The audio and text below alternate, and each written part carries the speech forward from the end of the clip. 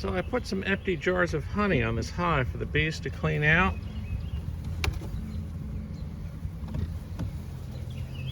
These girls got the jump on me. They're building comb up in the empty area now that I was just cleaning out. So we're gonna have to switch this over and put a honey super on real fast. Oh my.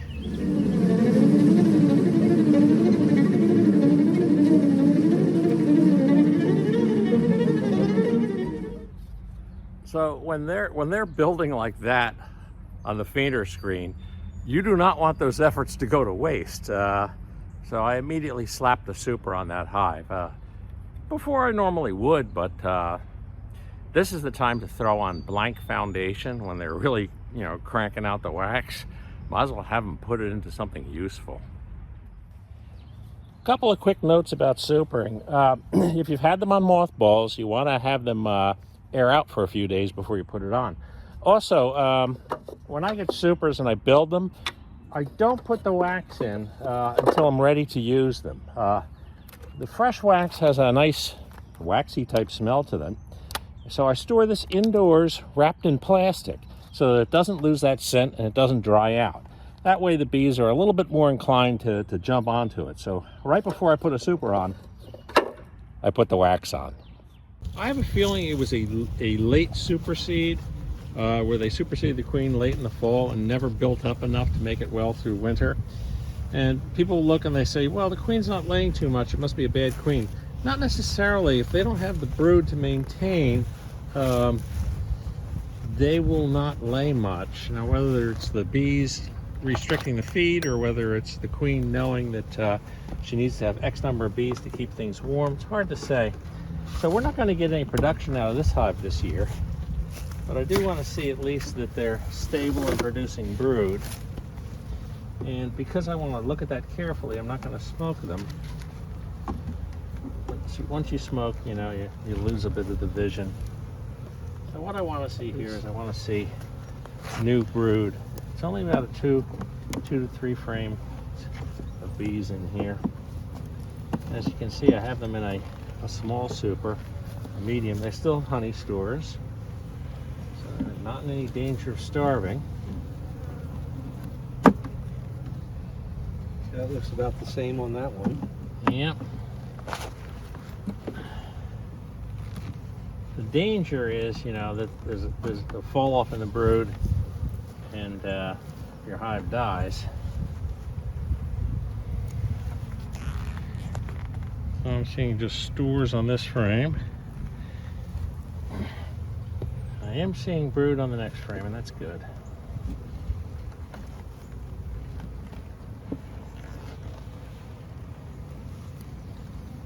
And you can see brood in all stages. Can't quite see if there's eggs surrounding it.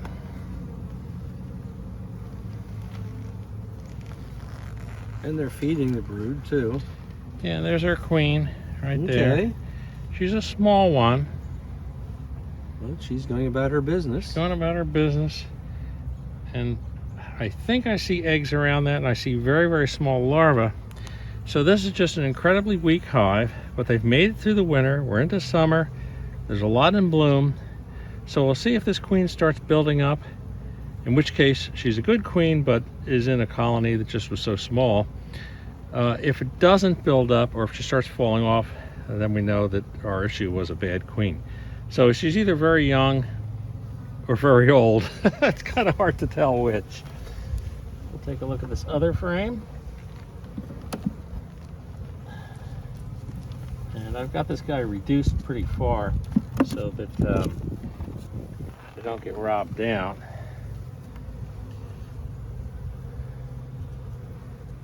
Not really seeing that she has moved anything over onto this. It's got a little bit of mold on it, but that's okay. So it is what it is. An incredibly weak hive. This one doesn't have the screen on the bottom. No. As a matter of fact, I did that intentionally just to keep the hive as warm as possible, because there's not that many bees to keep the brood warm.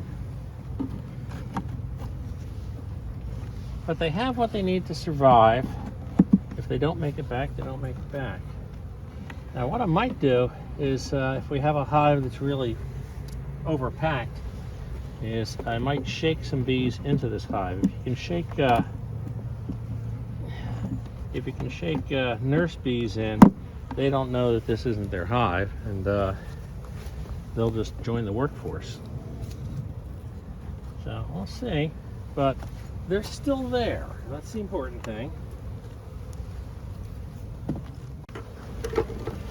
So just this last week, I came back and I threw a super on. So I'm not expecting there to be anything in this upper super, so we'll just take that and move that on over. Looks like they're already moving up. There's bees up there, that's always good. But literally this was 24 to 48 hours ago. Oh, it looks, I can see why you did, because the Yeah. bottom is very crowded. Yeah, it was crowded. And this was our split. So we want to see the developing queen cell, and then I'll be happy. If not, what would happen is the population would just slowly drop off. So we'll start by pulling a side frame here. And these frames still have the old brads in them. I should have brought my stapler back and stapled it out. Don't expect anything on the side. I got a couple of little drips of honey here and there, or nectar. So we'll move that guy aside.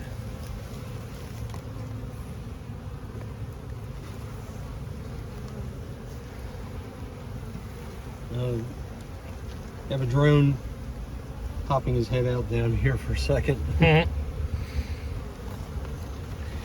This is just honey, nectar.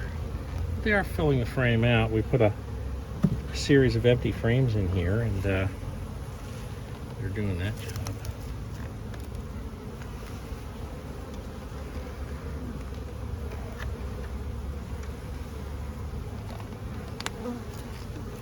Lots of nectar.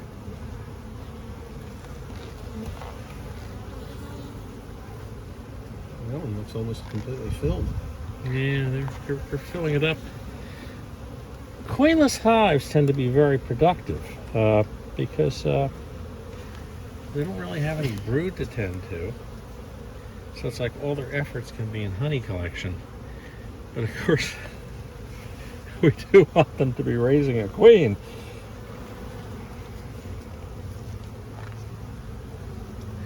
And we're not seeing that yet. No, that one again looks like Yeah, pollen. a lot of pollen. A lot of pollen. There's I guess that would be a drone, the larger one that I saw in there. Yeah, we can be pretty sure there is no queen.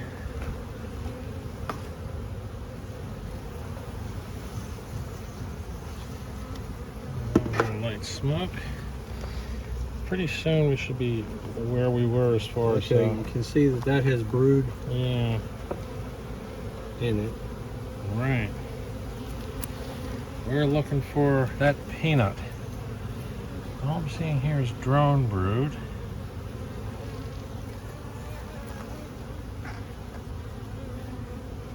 Look there. There we go. Looks like it's sealed too. Yep. So that means there's a Okay. good probability of a queen in there. Okay, so we have, if I can get it into camera focus here, a nice queen cell on the bottom there. So at least one of these cells, they turned into a queen. I'll be careful with this one. I'm going to look to see if there's any other ones. The problem with a split as compared to a swarm, nature, when bees are going to swarm, the last thing they do is they superfeed their old queen, and she lays a ton of brood, and then of course there's a queen cell, and she takes off with the swarm. But there's a ton of brood getting ready to hatch. But when you do a split, they don't get to do that. Now look, I believe we have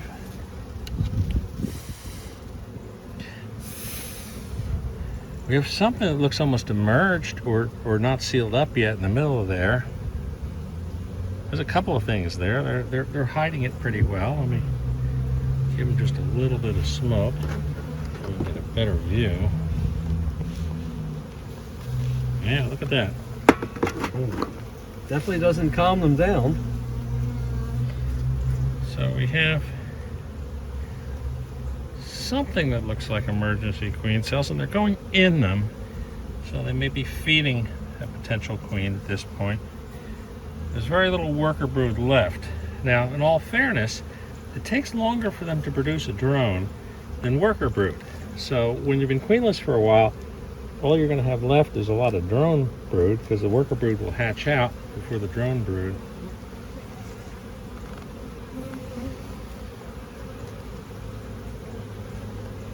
But I see what looks like a couple of potential queens in process.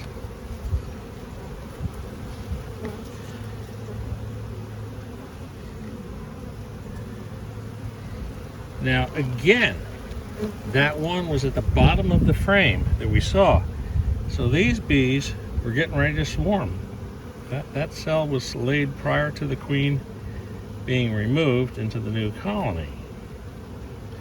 So they have got a couple of good options. So it's healthy. It's healthy.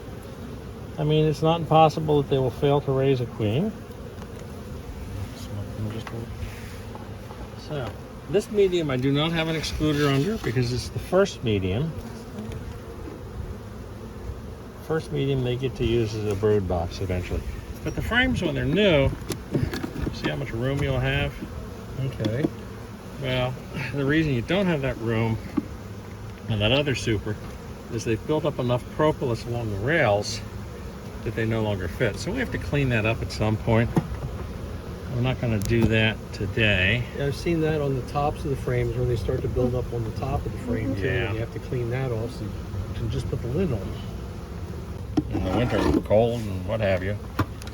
So I'm happy with this hive. I'll be happier when there's a laying queen, but that's probably... It looks like it's in the works. Yeah, that's probably a few weeks to a month or so Gotta off. go back towards you a little bit. Where's that on? Oh, that's on. Might be on. So, another day back in Buzz Park.